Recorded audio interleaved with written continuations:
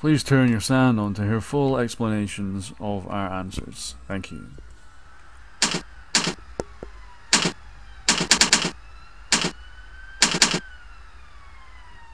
The question is, how can I help my tinnitus? And there are actually a number of ways, and by reducing your cofactors. What I mean by this is that tinnitus is one of those conditions where there's a whole variety of things that actually contribute and make your tinnitus worse than it needs to be, and they all work together to increase the intensity of your tinnitus.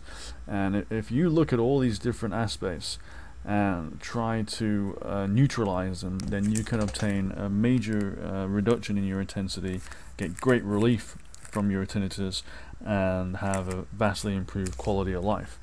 So what I'm going to do now is I'm going to give you a few examples that real practical examples that you can try, and then I'll show you a way you can find out something a bit more solid, a kind of structured plan that covers many more of them.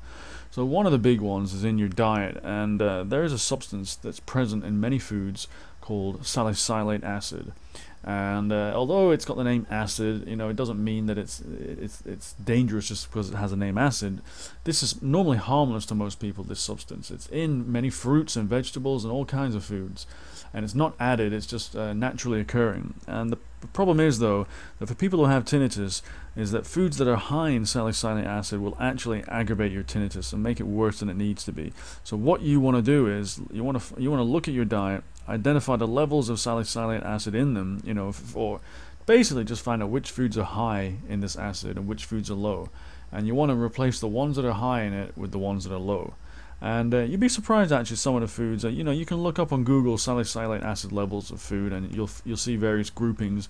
But for example, did you know that two foods that are considered actually really quite healthy, broccoli and avocados, are actually high in salicylate acid? So unfortunately, there are a few foods that you're going to find it hard to avoid high levels, but there's a lot that you can do. There's a lot that you can switch out. Another cofactor is for example, did you know that some types of toothpaste actually can make your tinnitus worse, especially those toothpastes that are made for sensitive teeth? Artificial sweeteners are also bad for tinnitus sufferers. You should try to avoid them at all costs. And in terms of your health, it's probably a good idea to cut down on sugar and artificial sweeteners anyway. Another one is in your environment. There are other things that you may not realize could be causing your tinnitus. For example, if you have a home broadband router that allows you to connect wirelessly with your broadband connection, that for some people, not all, but for some tinnitus sufferers, that is actually increasing their intensity. And simply by switching to wires, you may be able to get improvement in your symptoms. With all of these things, by the way, some of them will give improvement and some of them won't, and it really depends on the person, but the only way to know is to try. Let's talk about supplements. Did you know that many tinnitus sufferers are deficient in magnesium?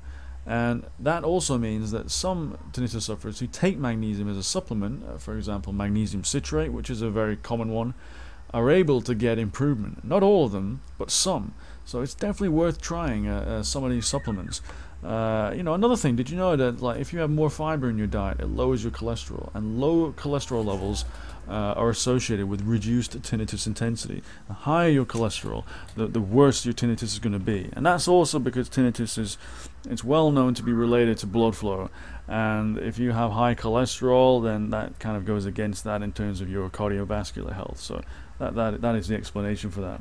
So there are many different things that you can do, and I hope this was interesting. I've only just touched really the tip of the iceberg. There's a lot more that you can try, and together you can really gain a significant decrease in intensity and have a major improvement in your quality of life. So I just want to direct you now to a website. I've put a link down below, and this website is mostly about the cofactors that you can try.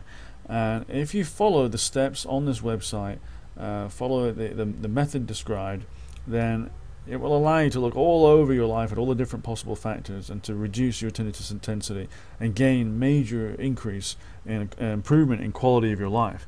It also has another approach to tinnitus, which I won't say much about now, but it's sort of related to the fact that the more stressed you are, then the more that the higher the intensity your tinnitus will be. And there is a way of not just, it's more than just reducing your stress. It's actually it's kind of it's very difficult to describe, but it's really about accepting your tinnitus to the level that you're actually, it's almost like it becomes irrelevant to your life and you hardly ever realize that it's there.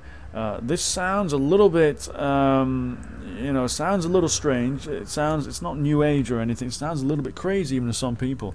But this is a real technique that real people who had tinnitus and now don't suffer from it anymore, that they've used this technique and they consider themselves effectively cured. So it's definitely not something to be ignored or to be laughed at. It's something to really take a close look at, because it could, again, also make a major difference in your life. So please check out our website, click on the link in the description box below, and I'm almost certain that you're going to get some kind of relief and relief and improvement in your tinnitus if you follow the advice down there.